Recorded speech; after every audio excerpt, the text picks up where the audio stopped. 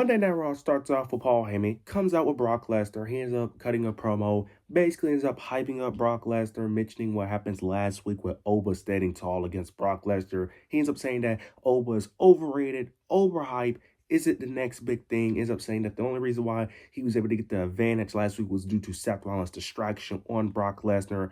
Oba Femi eventually comes out. They stand toe to toe, head to head, no distractions. Brock Lesnar tried to hit an F5. Oba escapes and tosses him out the ring again, just like he did last week. And that was the end of the segment. This was great. I am loving what they're doing well. I love how he is standing tall, how he looks dominant. They're not trying to do this thing where they're trying to overprotect Brock Lesnar, because WWE Triple H has a tendency of trying to overprotect certain wrestlers. I like that they're not trying to overprotect Brock Lesnar, because that was one of my main fears with this feud, was that they was probably going to do like 50-50 booking where Brock stands tall, Oba stands tall, or they just brawl with no contest. To be honest with you, I'm cool if Oba stands tall in majority of their segments, if I'm being honest. He can stand tall every segment. Now, I understand Brock Lesnar got to get a win here and there. Maybe not even a win, just like a draw where no one wins, where they both just beat each other, where security has to break them up. But I'm loving what they're doing with Oba. This is how you build a new star. This is how you do it. The only thing they got to do for the most part is just land the finishing touch. Just don't fuck up at the finish line, which is having him win at WrestleMania. That's all they gotta do. All they gotta do is just don't mess up the Mania match with having Brock win. If they could just have Oba win at Mania, this is perfect. You're building a new star, a new main event talent for the future. This is great. I love what they've been doing with this Oba Brock Lesnar feud. They haven't really exchanged any words, which, to be honest, you don't really need to exchange any words, because it's not like this feud is going to be something more in depth. The feud is basically who's the more stronger, who's the more dominant, who's the more dominant in WWE, basically, which is all you really need for this type of feud, to be honest with you. So I love what they're doing with Oba Femi, and I hope they continue. We end up getting the Usos versus Division.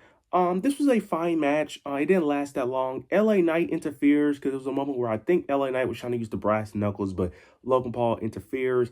Jay ended up getting the brass knuckles. He ends up using it, causing a disqualification. Then afterwards, Jey Uso ends up using the brass knuckles on both members of the Vision. After the match, he used it on Austin Theory and Logan Paul. This eventually leads to a segment later in the show between Paul Heyman and Adam Pearce, where it's going to be a street fight next week for the World Tag Team Championships, which is a good thing.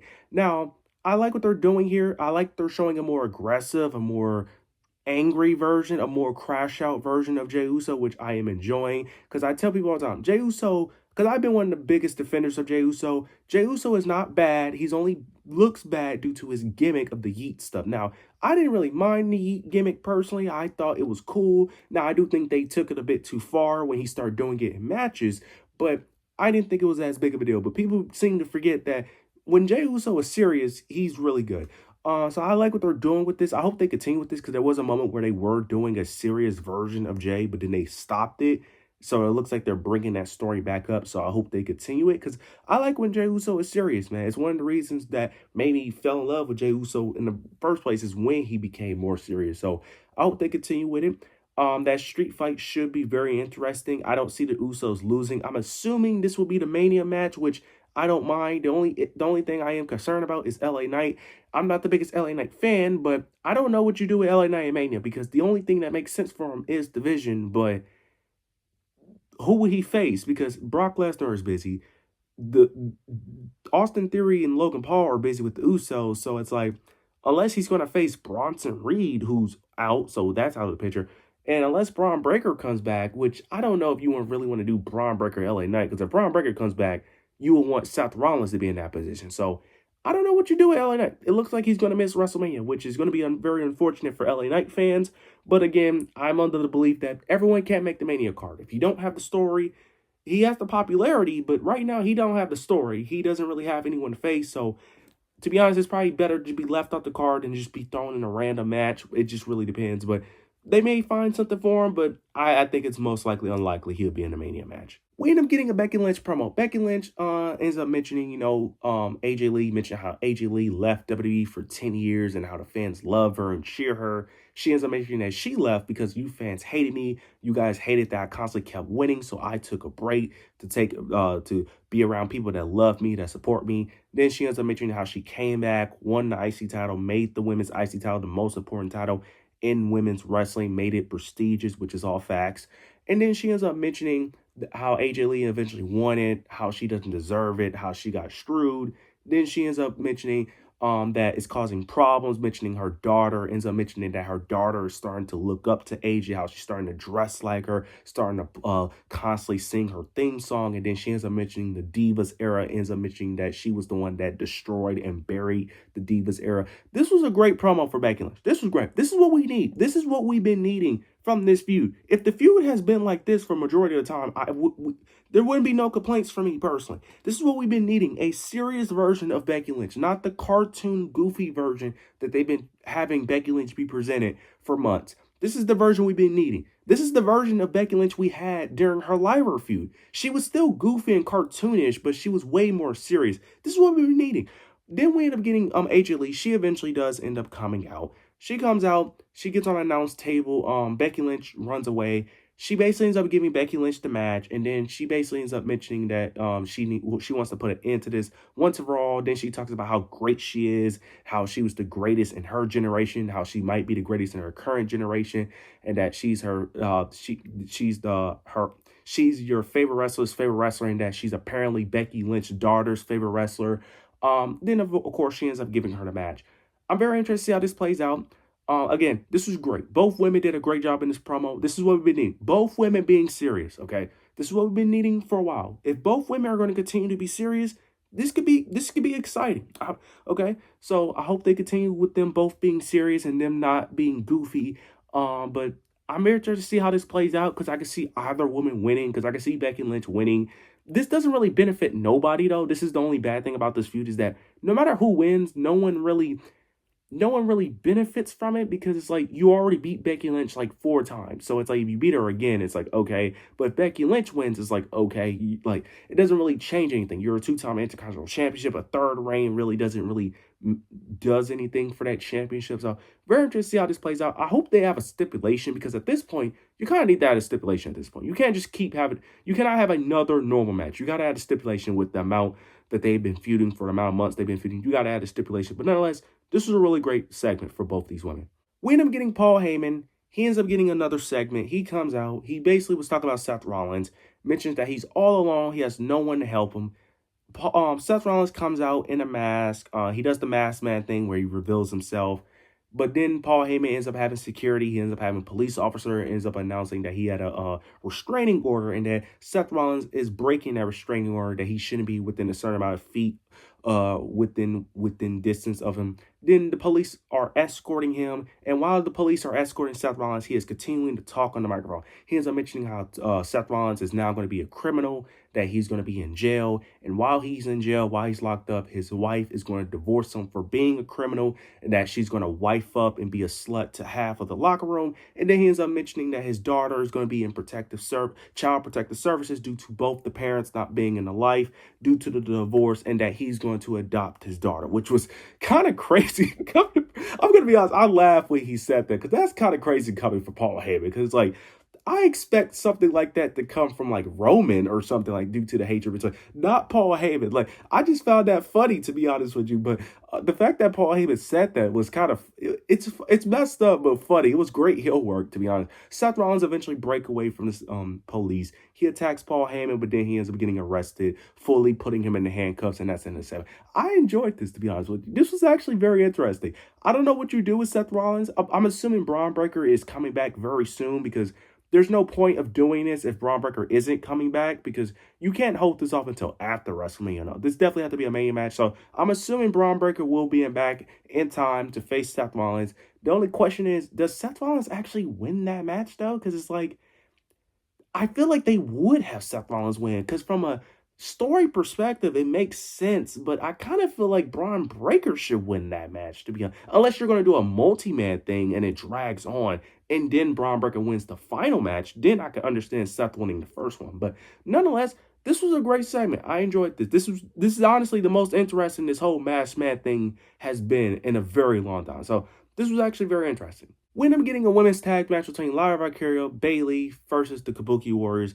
This was a fine match. Bayley and Lyra picked up the victory, which was great. Great to see them pick up a victory. Next week, they're going to be in a match between the Irresistible Forces for the women's WWE Women's Tag Team titles. We know how that match is going to play out. It's going to be a disqualification. It's going to be a disqualification, which is unfortunate because the Irresistible Forces deserve a proper reign. They deserve to win matches, but looking at how they're going to build this women's tag team championship situation, they're going to do a multi-woman match. So most likely there's going to be a bunch of interferences because Asuka is, of course, is frustrated at Kairi Sane, so of course they're probably going to interfere in the match because they've been doing this Bayley, Lyra, Kabuki Warriors storyline for a while. So they're probably going to cost them the match, interfere, cause a DQ because they already done multiple DQs on SmackDown with Charlotte Flair and with Charlexa and the Bella Twins. So then you add the Kabuki Warriors and Bayley and Lyra, make it a multi-woman match at WrestleMania. I think that's what they're going with this. Hopefully Bayley and Lyra win those tag team titles because the disrespect that those two women, they're arguably the worst booked women in the women's tag team division outside of the Kabuki Warriors. But at least the Kabuki Warriors have a storyline that's somewhat consistent. They've been booked poorly, but at least their story is somewhat consistent with the Kairi and Asuka stuff. Bayley and Lyra, their story is not consistent. One week, Bayley is doing this, bipolar gimmick. Then all of a sudden it disappears. Then they're doing this back and forth where they're uplifting each other support. It's just very all over the place. I'm hoping eventually they win those tag team titles because they deserve it, but I don't have that much hope in it. But nonetheless, next week probably going to be a DQ to set up the multi-man woman match at WrestleMania for the women's tag team titles. Speaking of women's tag teams, we end up getting a segment with Asuka and Kairi. They do the typical trope. Asuka's mad at Kairi, and then eventually she yells her name. But before she yells her name, she ended up having a conversation with Io Sky. She ends up talking to Kairi, talking about basically that she doesn't deserve what is happening to her. This storyline with Asuka and Kairi, I'm not interested in it because it's been going on for far too long. They have dragged this out, and then also they keep doing the same repetitive pattern. I'm cool with look. If you want me to get invested in it personally, I'm gonna need to see her get abused way more. I need to see more than her just talking to her. I need to see her get slapped. I need to see her get choked out, like kind of like what Nia did to Tiffany Stratton. Like I need to see blood, something. Like you can't just keep running the same gimmick of her shouting at her, walk away, yells her name, and then she falls. Like we need more. Like we need more. Like I need more toxicity. I'm gonna be honest with you. I need more. Okay, because I really don't care for either one, which is unfortunate because I like Asuka. I do. Kairi is someone I never was a fan of, but in order for me to really get behind Kairi, I need more sympathy. Now, yes, I get that she's being abused, but I need more because this story is just not hitting for me. This may be the story for Io Sky and Mania because I just have a hard time believing that Triple H is not going to have Io Sky on the Mania card because he's a huge Io Sky fan. She's definitely one of his favorites, so I just have a hard time believing that.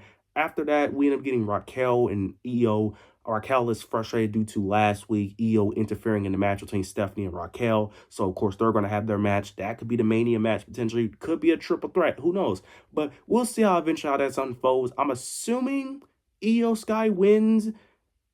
Yeah, I'm assuming Io Sky will win most likely due to how they book Raquel, if I'm being honest. Or they may end up doing a DQ finish. But nonetheless, overall, it's a fine segment. I just hope they do something with the Asuka and Kairi stuff. We get an Intercontinental Championship match between Penta versus Dominic Mysterio. This match was fine. Finn Balor ends up coming out, distracting Dominic Mysterio. This allowed Penta to pick up the victory. Then Dominic Mysterio ends up attacking Finn Balor. Not Finn Balor. Finn Balor ends up attacking Dominic and JD McDonough. This was fine for what it was. Curious. Well, I'm not gonna say I'm curious because to be honest, I lost my interest a long time ago when they've been teasing this for like 2 years.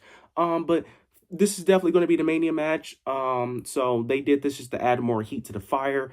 All you Dominic Mysterio fans, be prepared to be frustrated with his booking for the next few weeks because based off previous history of when Judgment Day members kick someone out of the group and feuds with them, typically that person typically gets their ass whooped for majority of the feud and they basically look like a little bitch. So be prepared for Dominic Mysterio constantly running away from Finn Balor and constantly getting beat up for all of the feud. Just be prepared for that. I'm just letting you know now. so you don't be surprised. But that's going to happen. I'm just letting you know. Finn Balor is basically gonna get the treatment he got against Damian Priest. I'm just gonna let you guys know that now. So be prepared for that when Finn Balor basically looks like 2024 Damian Priest. So be prepared for that. Now we get the main event. We get CM Punk comes out, cuts a promo. He ends up basically saying that no one in the bloodline can do anything by themselves. They always need each other in order to stand on top. He mentioned Roman calling him old, ends up saying that it wasn't what Roman said, it's who said it, which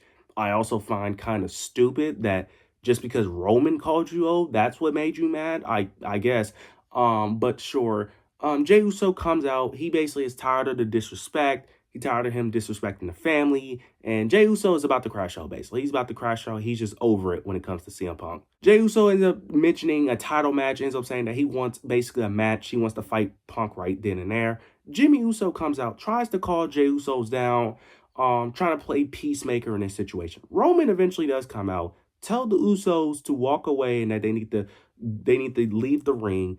CM Punk ends up saying that I don't know about that. You might need the help. Jey Uso is crashing out. He tries to go after CM Punk. CM Punk lays him out. Then Roman ends up hitting him with a Superman punch.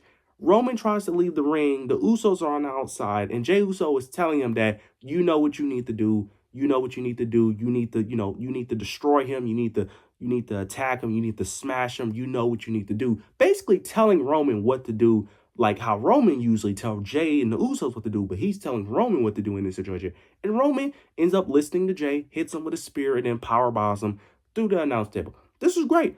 I enjoyed what they did. This was a great segment. Definitely an improvement from last week's segment. Now, I wasn't as harsh as other people on last week's segment because I didn't think it was that bad. Like, I get the whole he's old thing, but that was the only thing that was, like, bad about it. I don't think the entire segment was bad. Plus, people gave Roman way too much criticism. Like, it's not like CM Punk was doing anything in that last segment because CM Punk is just reusing the same lines over and over again. It's not like Punk every week is saying the same shit. He needs the bloodline.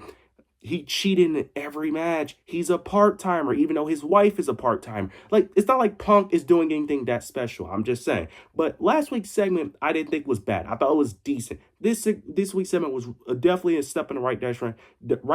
Definitely an improvement. Interested to see how this all unfolds personally. Potentially could see the reunion of the bloodline. Potentially all of them turning heel again. Who knows? Or maybe all of them being like these like tweeners. But we'll see how this plays out. But overall show was great. This was a great Raw.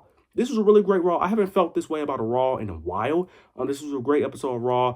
I haven't been posting. Lately, mainly because last week I was on vacation, and then when I eventually got back last Tuesday, I ended up getting sick. I wasn't feeling well. I had a fever, runny nose. I just wasn't feeling well. So I'm still a bit under the weather, but I do feel a lot better. I can breathe properly. So for the most part, I don't feel that bad anymore. I'm able to upload again, so you guys will be getting weekly wrestling content. But those are my overall thoughts of tonight's show. You guys let me know your overall thoughts, opinions down below in the comment section. Make sure you like, comment, subscribe. Make sure you hit the notification bell so you don't miss any of my content. But yeah, that's it.